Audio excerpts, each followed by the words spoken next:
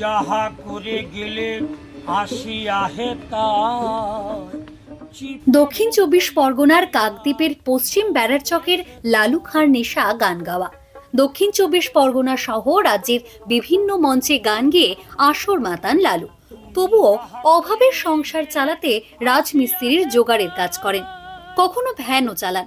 জীবনটা যার ব্যথায় ভরা, সুখ চাওয়া তার ভুল।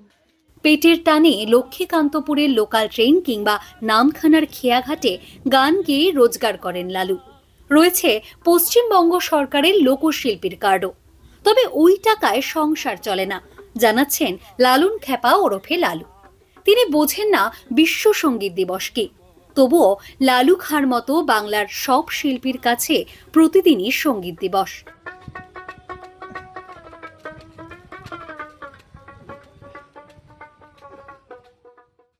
ডাউনলোড করুন এই সময় অ্যাপ iOS ও অ্যান্ড্রয়েডের জন্য।